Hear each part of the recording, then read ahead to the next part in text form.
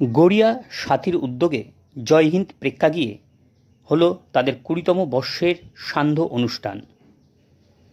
Special ability বাচ্চাদের day care সেন্টারে রেখে তাদেরকে সমাজের মূল স্রোতে ফেরানোর জন্যই চেষ্টা করে চলেছে গড়িয়া সাথী।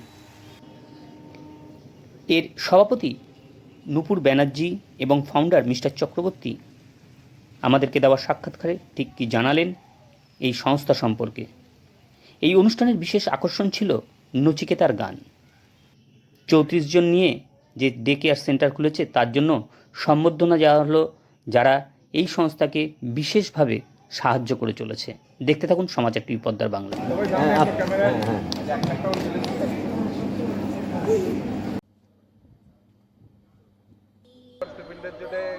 এই স্কুলটা করা যারা পিছিয়ে পড়া বাচ্চা এবং আর্থিকভাবে পিছিয়ে পড়া এবং অসুস্থ বলতে আমরা ডেফ এবং অটিস্টিক বাচ্চাদের নিয়ে কাজ করি এবং 20 বছর ধরে করছি। একটা উদ্দেশ্য নিয়ে আমরা ছোটো ছোটো পায়ে এগিয়েছিলাম, সেটা আজকে 20 বছরে পা দিয়েছে আপনাদের সবার আশীর্বাদে।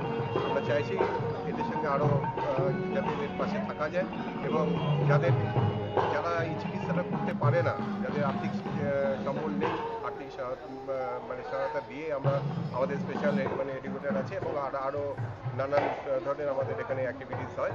আমরা এই বাচ্চাদেরকে মূল স্রোতে যাতে ফিরতে পারে সেই চেষ্টা। Empowered society.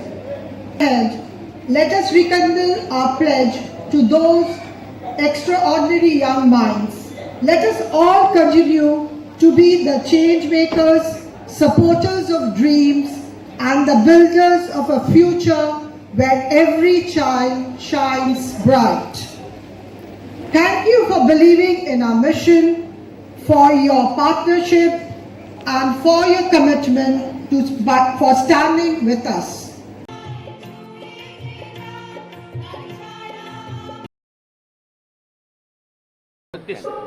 আমরা 2005-এ স্কুলটা শুরু করেছিলাম। এবছরে আমার 20তম জন্মদিন। এই বছরটা শুরু করেছি।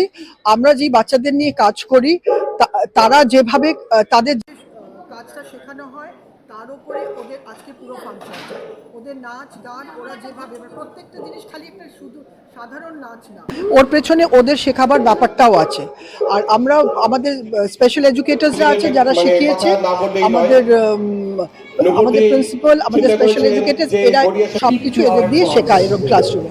আর তাছাড়া এরা ক্লাসরুমে অন্য হাতের কাজ শেখে, যেগুলি আমরা বাইরে ওটা এক্সিবিট করি।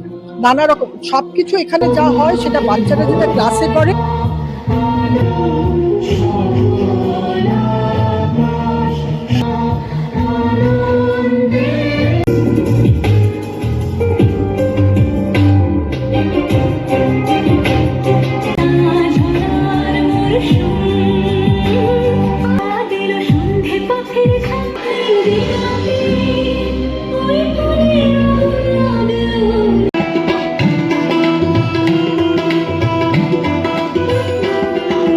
Oh,